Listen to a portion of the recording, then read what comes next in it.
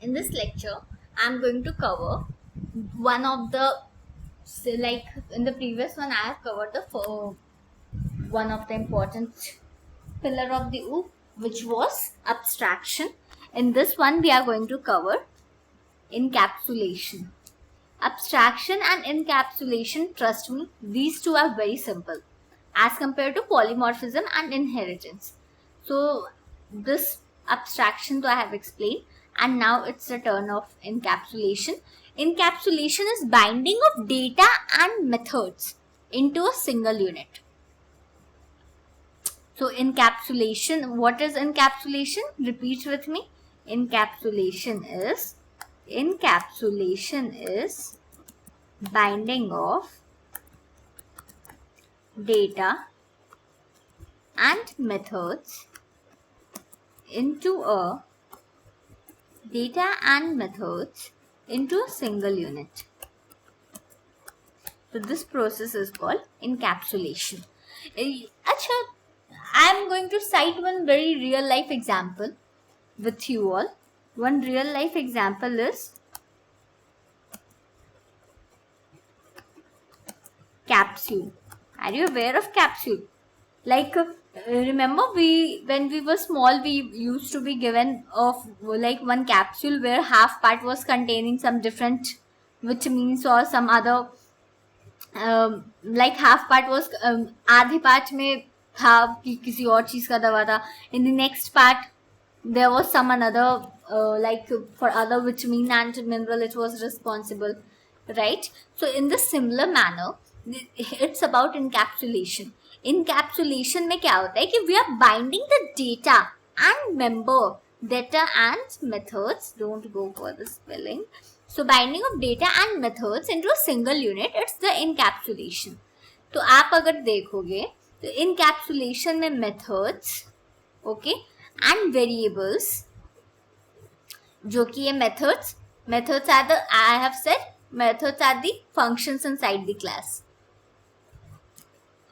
Member functions are the functions inside the class. Methods like data, okay. So the data and member functions, when they are stored in a single unit, which we call it encapsulation. And trust me, encapsulation is none of your like the program or code you have to any keyword and all you have to remember. It's simple like this. What you did over here, it's again the previous class example only. Class student, private, int roll number, string name, and then one more function is there, right? So function and data members, they are binded together over here. So this is what encapsulation. Encapsulation is binding of data and members into a single unit. So here the class student is there, and the data like member and member functions are binded here over in a single unit, and that single unit is class. So this is all encapsulation is. This was that simple, and nothing else you have to remember anything else about encapsulation. Encapsulation is simply that you have to remember that data and members are found in the single unit. This is what encapsulation. So in this class we dealt about encapsulation also. We have dealt about abstraction, classes and object I have explained you. Now quick recap of all the things what you have learned.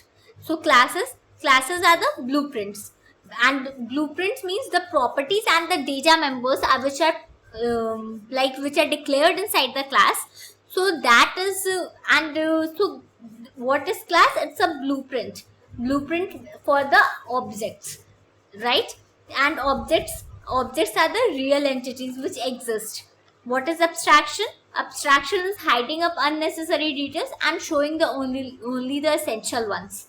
Encapsulation, wrapping up of data and members into a single unit, which is called encapsulation.